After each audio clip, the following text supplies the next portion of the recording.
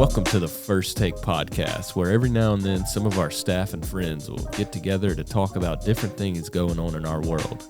In today's episode, we're answering the question, why are Christians so hypocritical? If you enjoy this podcast, be sure to like and subscribe to upcoming episodes. If you really enjoy this podcast, share it with your friends. Whether you're listening or watching, you'll be glad you tuned in. Here's episode 3. Can we hold them like this? Please don't. Don't do that. You can. Your arms will be very heavy. Yeah, by the end, you though. can. This thing's heavy. Are we ready? Oh my gosh. Well, on that, welcome back to First Take. We are so all this glad recording? to be with you. Yeah, we're recording. We're going. We were recording the whole time? And so, probably so. My name is John. I'm joined by my best friend Seth and a couple of other guys, Bryan and Beau. They're here with us as well. Say hello, guys. Hey, how's everybody Hello, doing? guys. Yeah. What's up? We're really excited to be together today. It's going to be a lot of fun. Guys, I want to know, what did y'all do for Mother's Day? Mother's Day was this past weekend. What did y'all do for Mother's Day? I called my mom, and then I tried to do everything I could to make my wife have a great day. Yeah, That's what I did. that's a weak answer, but I really want to know what you ate. That's a what? No, it's not a weak answer. I'm saying, Weak answer. what did you eat is what I want to know. Smothered pork chops and lots of other good stuff. Yeah, it was good. Love it. We boiled crawfish. We boiled 2 sacks of crawfish and 6 pounds of shrimp. What was left over? About 3 pounds of crawfish. Could have called somebody. That's all you had to do. Yeah, we could have reached out, but we didn't. I ate the rest another day. I thought Mother's Day was this weekend coming. That's a bad deal, buddy. Bad deal. Yeah. No, Friday we did honeydews around the house. My wife is very practical. She wanted to have... Hang on, Chance is yelling at us. Producer Butterworth. said- Butterworth. Do what? Producer Butterworth. Producer Butterworth wants us to change the set a little bit, but that's okay. Cool. Where'd you get that? Better? I don't know. Ow. If you hadn't noticed, if you're watching, you can see that we look different than we've looked the last couple of weeks. We are getting professional here. Headphones, microphones. Hopefully it's better for you guys as well. I don't think Wait a it's minute. improved. We're not getting we're just going to look more professional. Yeah. We've been professional for a while. Speak for Is that what you're saying? yourself. Or No, we're I'm not saying we are professional? not professionals. Yeah, that's No, probably something for us. I was to literally remember. just interrupted to move a We light even have bulb. sound effects. Yeah. Yeah. But you didn't move. I moved. You did. But Thank I you. can't move. Thank you, Right. Pastor All right. Bryan. Chubby guy in the corner. No, over so what'd here. y'all eat, Beau? Olivia loves shrimp po' boys, and so we had some fresh caught shrimp, and I made shrimp po' boys with fried pickles and tater chips. It was a good day. Amen to that. Yeah, we it was actually the Mother's Day weekend for us. We just closed on our house last Thursday. Yeah, congrats. Yeah, thank you for that. And we were furniture shopping for the entire weekend. Went to Lafayette. Ugh. I'm literally exhausted. I never want to look at another piece of furniture again. But we have plenty more to do. It's gonna be it'll be insane for the next few weeks. Does that mean you don't want to furniture shop, or you just don't want to see furniture ever I don't want to again? furniture shop. Yeah, Okay. I mean furniture's nice when you need it. Yeah.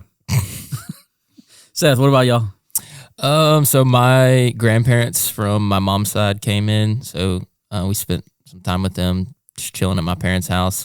My dad smoked some pulled pork, fried fish on another day. So yeah, it was pretty laid back. That's good. Yeah, Mother's Day is one of those weekends where it's really good to be able to get together with friends, family, kind of reconnect and that sort of thing. So, Yep. Hope everybody had a good time. But on the message for Mother's Day, Bryan went into probably a big question that a lot of people have, who are maybe on the outside looking in as they observe Christians from a distance. The inside looking in too. Inside looking into probably, yeah. And so the question was, why are Christians such hypocrites? It was a big one that Bryan went in on. So, Bryan, if you would just kind of give us a quick synopsis. What was the message about? What did we talk about? What did we? Yeah, it was it was really a message. The main idea from the message was that, hypocrisy happens when my critiquing muscles are stronger than my humility muscles. So we looked at Matthew 23 because Jesus had quite a bit to say to about hypocrites. In fact, his strongest words were to the religious hypocrites. So, yeah, we were in good company talking about this as we're talking about something that Jesus was very passionate about. And so, and then, we kind of ended it with sort of, we need to figure out how to strengthen our humility muscles, get those stronger so that they can undercut and get rid of, because you can't just get rid of hypocrisy. It's too powerful. It's too strong. You got to figure out a way to undercut it. So we gave 3 principles. My favorite one, of course, is lose the comparison game. Mm-hmm. That's my favorite one. And practicing patience and kindness was another one. So like I said, I've been trying to lose the comparison game. I have yet to have my conversation where I ask somebody, what's it like to be on the other side of me? Hey, we could have that. That could be the podcast. We could do that. Yeah. So that was the general idea. So we're going to talk about how to strengthen humility muscles. Yeah, I think it's important. It was funny in our house after that message.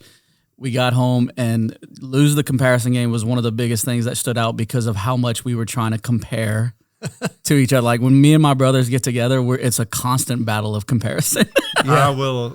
I can testify. Yeah, I am a witness to that. Yeah, who cooks the best, who our mother loves the most, and so it was funny to see how much the comparison game really enters into the picture. And, I know that's a little bit less, but it goes to show you how much we actually do that. Sure. Yeah, yep. And so I thought we could start by talking about what causes that hypocrisy that we see in all of us. What is that, the root of it? And, one of the things I was thinking about is we live in a poser culture. And one of the questions you asked at the beginning of the message was, how do you even know what is real, right? And because everybody's posing, everybody's kind of putting their best out there, whether it be social media or something like that. So how have you guys seen that play itself out in relationships, whether it be in the church, outside of the church, or whatever? And have you seen it getting worse with the advent of social media and different things coming out like that whole poser kind of, I got to be somebody I'm not culture? Well, you hit the K2, maybe not the Mount Everest, but the K2 mountain peak of how messed up we are. Social media has changed the world in such a way that it's nothing but a comparison game for most people on it. And so while hypocrisy forms on one side of it, there's a instability that forms on the other side of it. And so whenever the highlight reel, I mean, that's become kind of vogue to say too. Whenever you're comparing your life to someone else's highlight reel, that's difficult. And so what that does, I think, on either side, it creates a hypocrisy. Because we're always comparing. And so for me, the comparison game was whether it would be someone has a skill that I would love to have, someone has a relationship that I would love to have, or someone appeared to be, I'll just go for the heart of it, appeared to be more broken than I was, or at least that I let people in on. Yeah. And so my son Sunday walked in my office here at the church, and he saw my sign, I think for the first time, that says, "I hate religion." And he literally says, "Dad, why do you hate religion?" And I was like, well, Pastor Bryan's about to tell us why I hate religion, because of the comparison and the hypocrisy that forms. Yeah, I think it's important for us to kind of look at what that actually means. And I find myself falling into the trap. I mean, all of us would say, hey, don't do that. Social media is a trap for that whole comparison. But I think everybody we talk to would probably say that same thing, but yet every one of us does it, even if we don't tell others about it. We're thinking about that kind of stuff. How have y'all seen it affect relationships? I know you work with a lot of young adults, Seth. Where do you see it going there? So the comparison game, like specifically? Yeah, that whole thing.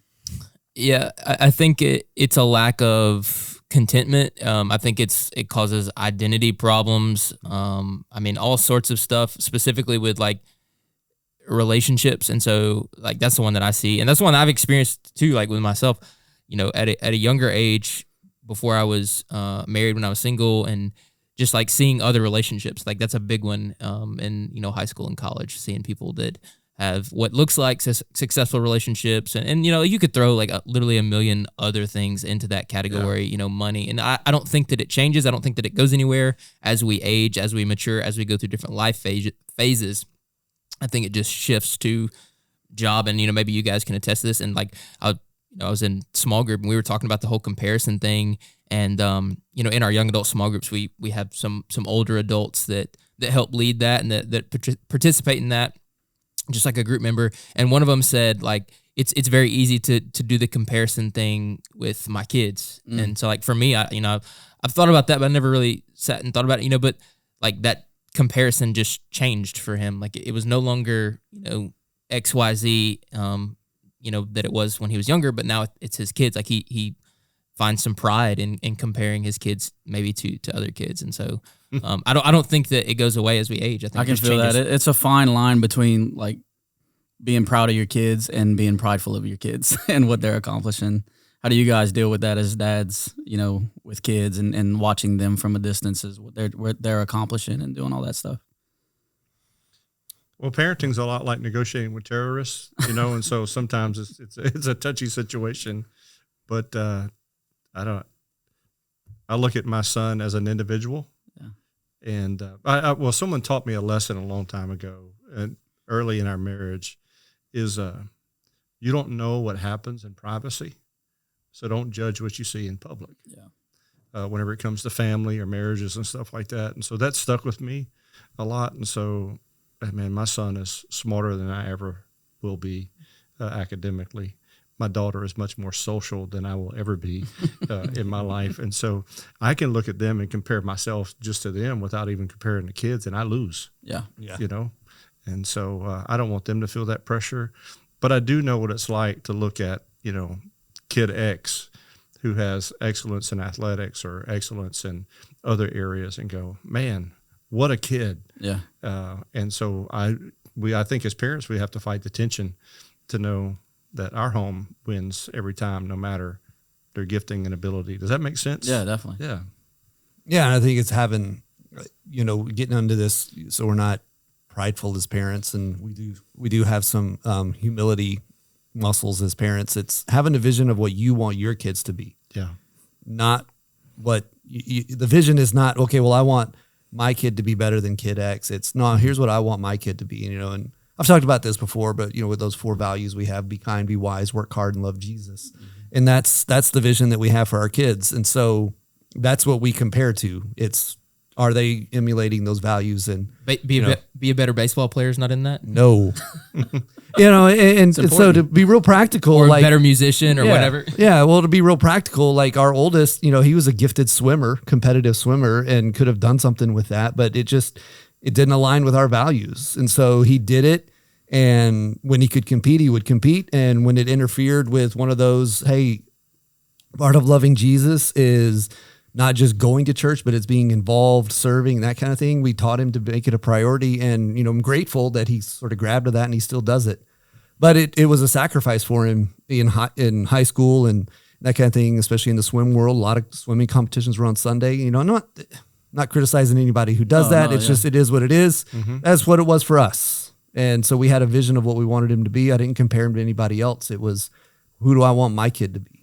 I can tell you, I feel that tension as a dad, like, with dance or baseball or anything, of having to make those decisions. It's really, really difficult. It was always easier before I had kids to say I would do a certain thing. And once I started having them, it was like that tension was real and I felt it. And it was kind of gut wrenching to kind of deal with those situations. And if you don't have a clear vision of what you want, you'll lead into some of these things where we'll try to compare and we'll try to be like others. And sometimes that in and of itself is what leads to the hypocrisy that we're talking about. It's the inability to be okay with who you are, who your family is, and that sort of thing. Another thing that leads into it is something Bryan mentioned, is that double standard of judgment. So what feeds the hypocrisy in us is, I love the phrase, where you said that I want to judge others by their actions, but I want everyone else to judge me by my intentions. Yeah. And so as we kind of look through that, I think that's a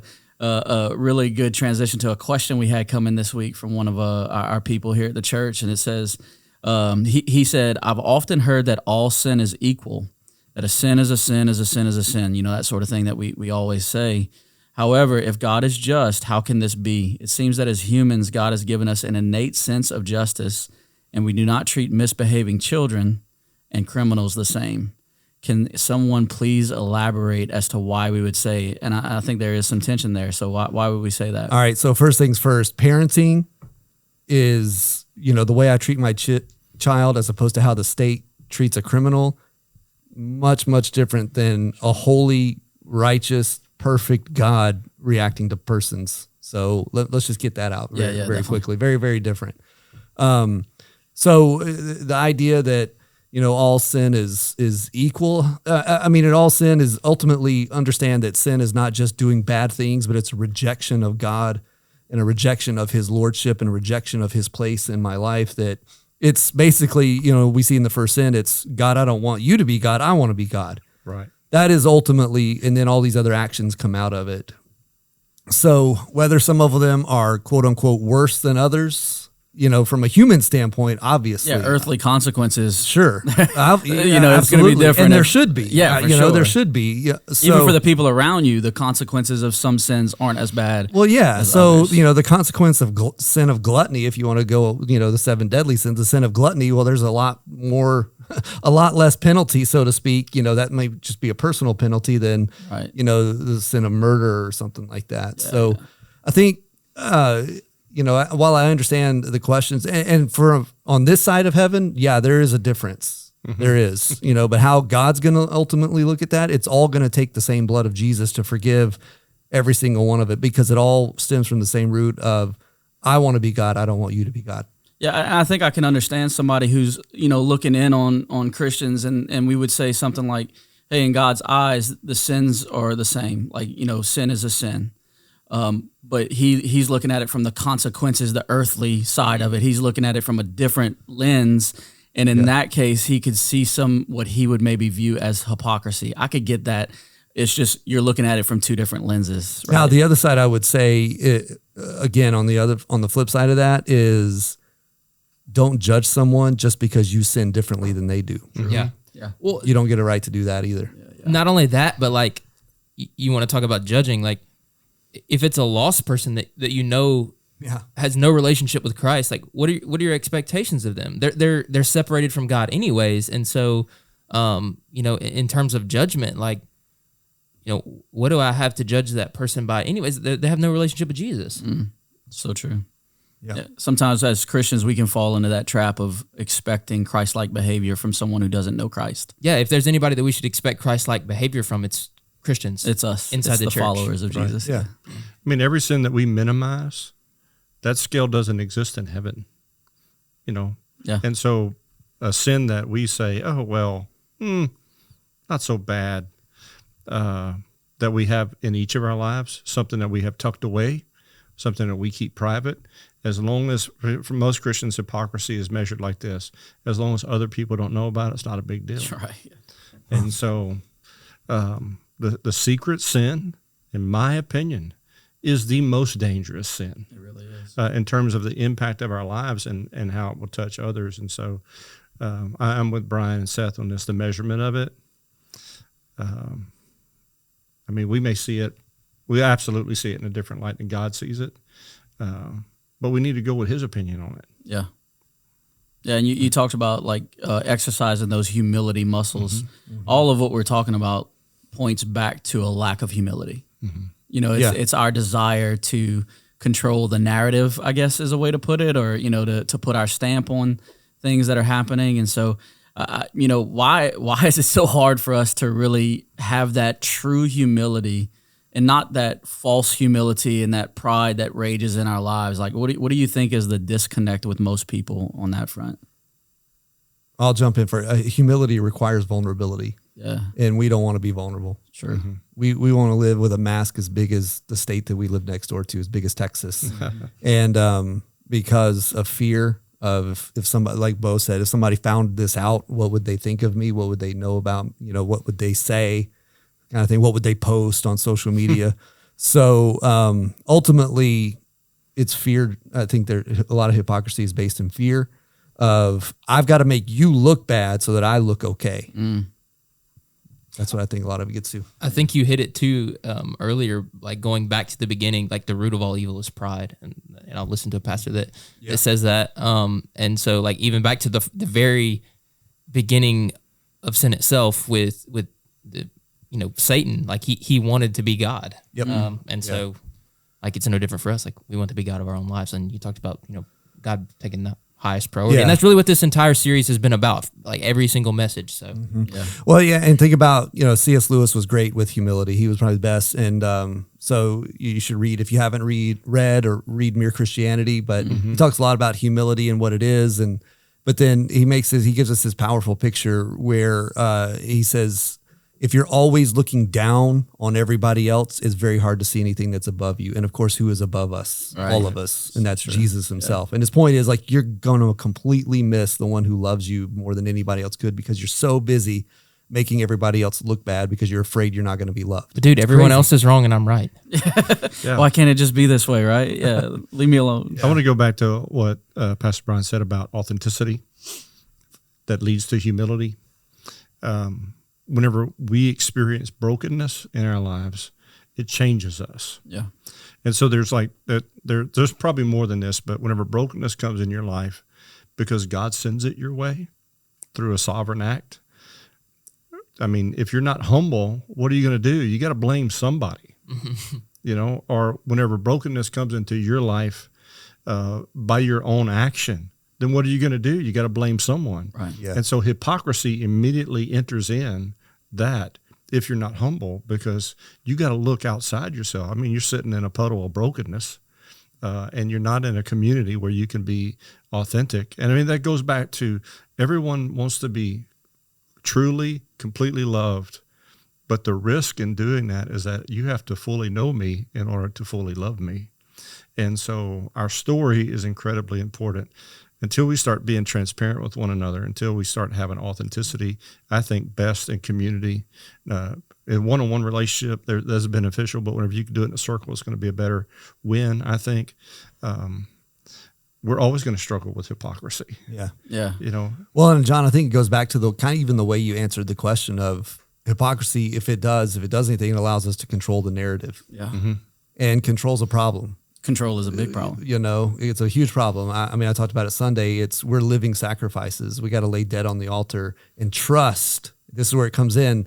We have a big enough faith to trust God with the outcomes of our life. Mm-hmm. That my responsibility is not to determine or to dictate the outcomes of my life. My responsibility is to act in faith. That's what pleases God, and then trust Him with the outcomes. So it takes a huge weight off my shoulders and allows me then to love someone instead of having to compare myself to them and trying to control something that's legitimately out of my control. Surrender is what it's going to take. For sure. And control is a huge issue for everybody. I think sometimes, we're 4 married men sitting at this table right now, and we like to point the finger at our women that, they like to control stuff, and they do.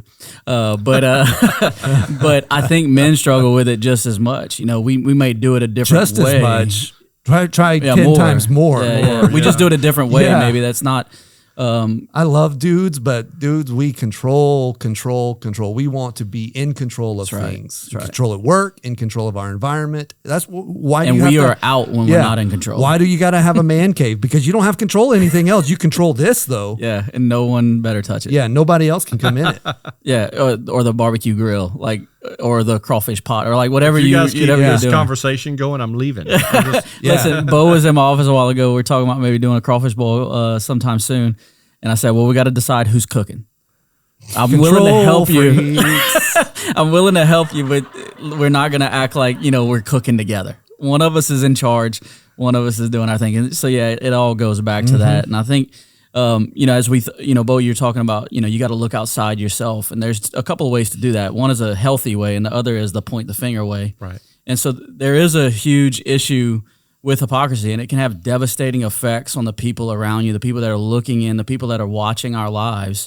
It can really set someone back, especially if they're, kind of looking at our faith and deciding if that's what they want to, give their life to and that sort of thing. And so I want us to talk a little bit about, what have you seen happen to people when we don't live up to the calling, to the standard in our lives? Because it does happen, and there's grace for us. But, sometimes maybe we can abuse that grace or, anything like that. What do you guys think about that whole idea? People leave the faith or either leave the faith or don't come to the faith. Yeah. Like if I don't know. I've experienced this in some relationships with people my age. Like they don't want to be a Christian, or they don't want to have anything to do with church people, or they don't want to come to church because of how they've been treated, or unmet expectations. We talk about that a lot from Christians, or from people that said that they loved them and were Christians. And so, I mean, there's probably a ton to unpack right there. Yeah, definitely. I think the unfortunate thing is that people judge a perfect Savior and King based on his behavior, the behavior of his followers. Yeah. Well, I mean, we aspire to be perfect. Like let's just call it what it is. We like, want to be Christ-like. We want to be Christ-like, and we will never, ever, ever achieve that. And so we are going to be hypocritical. Yeah. Because we're not going to. I mean, you hit that. Yeah, I said that Sunday. Like immediately let me just let you know. Like, yep, you're right. It's We're happening. hypocrites. Like we are. Like we don't pray as much as we tell other people they should pray. Yep. We don't love as well as we tell other people they should love. We don't forgive. Ooh, that's a big one. We don't forgive as well as we tell other people to forgive. We just don't. So yeah, I mean, unfortunately, this is something that we got to own, and we can't.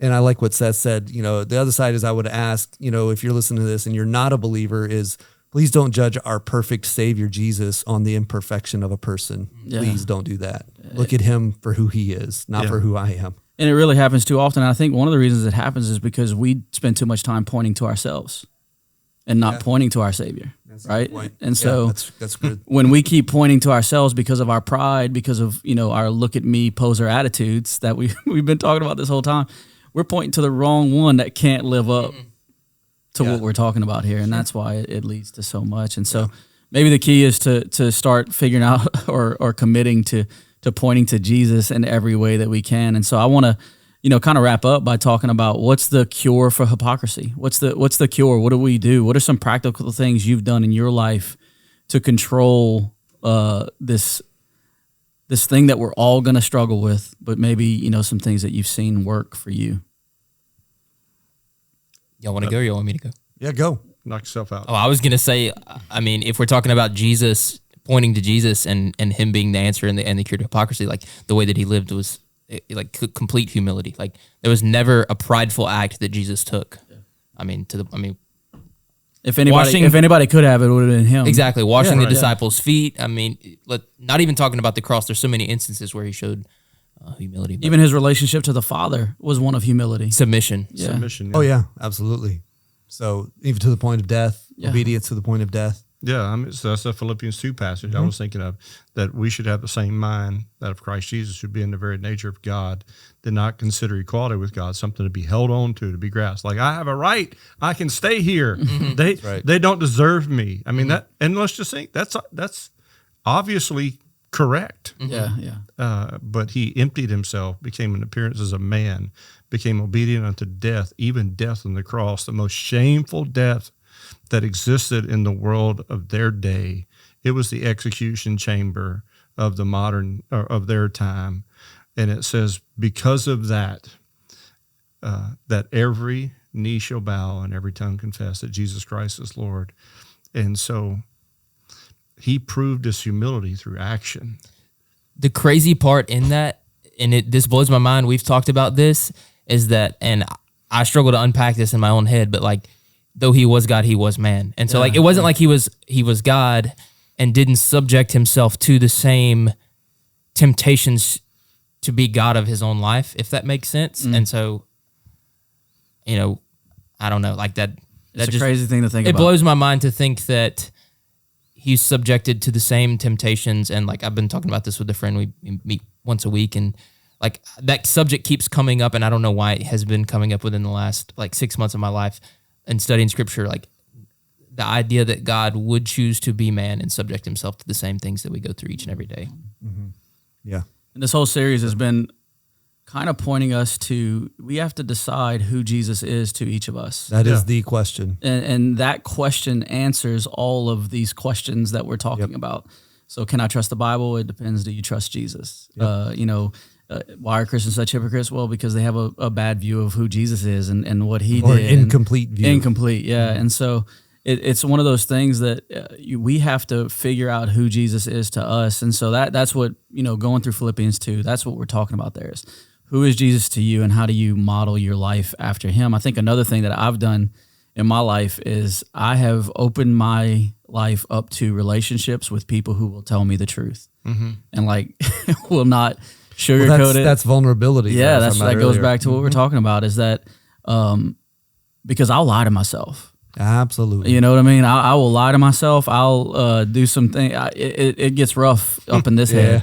And so I need some really honest, trustworthy people who love me and want the best for me to kind of stand by me and give me the truth, when I'm in a weird place head-wise. Yeah. And so that's one of the things I've done. What else have you guys done? Well, I think that's important. I'll kind of build off of that. You want somebody in your life. Like I went to lunch with a friend of mine here recently, and we were talking about some of the things I was kind of thinking through. And, I just every now and then, and there's a vulnerable moment for me, but I'll just say every now and then I struggle with like this desire and need to prove myself to something or someone. And, I told him that, and he kind of got real quiet, and he goes, yeah. He said, I really think, probably the only thing I could prove is how broken and messed up I am. And I was like, well, thanks. Appreciate that. Yeah, that's definitely true. But all that to say is, John, you need somebody in your life like that. Like that guy loves me, cares about me. And I know he has kind of like what I said Sunday, that find that person who, loves you, wants best for you, is going to point you to Jesus, and then ask him that question. What's it like to be on the other side of me? 100%. That's a huge question. Cause I don't know of any true Jesus follower that would say, I want to be a hypocrite. No. I want to turn people off to the faith. I want to, make people question, who I am and what I'm about. Like, I don't think anyone that's a true Jesus follower would say that. No. And so, we need that type of honesty in our lives to make sure that we stay, because our heart is wicked, man. Our heart is deceitfully wicked. We will lie to ourselves. If the reason why we have this conversation today is because of the tension that God's Spirit does not testify to us in terms of hypocrisy. He leads us to truth, and we want to run from that. And so one of the things, the further along this journey I get, I realize how desperately broken I have been and am. And so there's no significance within me because of my accomplishment. And now I'm saying these things out loud that I'm going to struggle with minutes after this conversation. 100%. It's coming. But the significance in me is in me because of him. The significance in me is because I'm in community with other people that he possesses as his people. And so, man, I'm the worst person I know. For real. I'm the worst church member in the history of First Moss Bluff. Yeah, because you know all of it. Yeah, right. So you've been around for years. And so just to be self-aware, right? Yeah. 100%. That's a big deal. And I'm not there. I'm sorry to interrupt. I'm not there. I got a long way to go. And I really mean, I know I have a long way to go.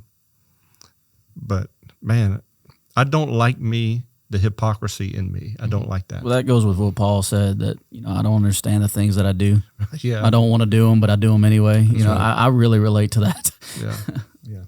The tension that's difficult to navigate is like, it has to do with, your definition of, I think you said something to the effect of humility is not thinking less of myself, but thinking of myself less. Was it less often? Yeah, that's what you said. And so, like navigating that, but going back to you made some statements about kind of like identity, and we talked about this in my small group. But in Matthew 23, the passage Jesus comes at their titles and their labels. Yep. Yeah, don't call yourself teacher. Don't call yourself rabbi. Don't call yourself father, because I'm all of those things for you. And so, coming at our labels and our identities and our things that we associate pride with, I think is really what it boils down to. Yeah. Hey, and if kind of jokingly, but if all the spiritual stuff fails, just play golf.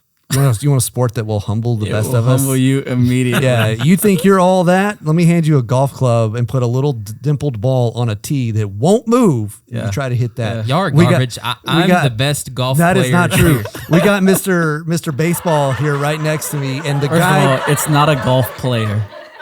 It's just a golfer.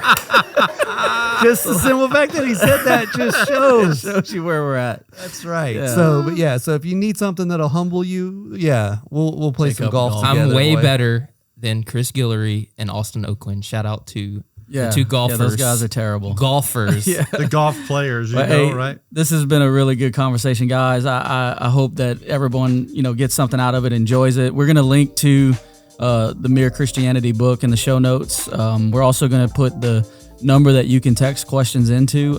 We do look at those questions, and we're going to try to answer them each week, so you can bring those questions to us every week. But we're so glad if you joined us, watched us, listened to us, anything like that. And if you like this content, make sure you subscribe to the First Moss Bluff podcast, because that's where it's going to hit every single week. But we come back next week to talk about a big one. This might be the biggest one of the series that a lot of people struggle with is, why does God allow suffering and evil?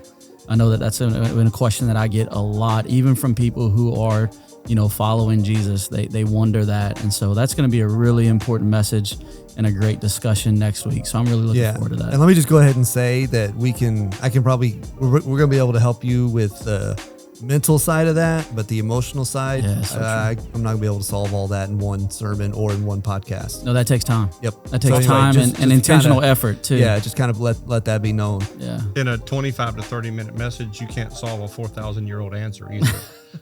On any level, right? No. Yeah. So, well, thanks guys. It's been fun. All right. Thank y'all. We'll see y'all next week. Listening. Peace. See ya.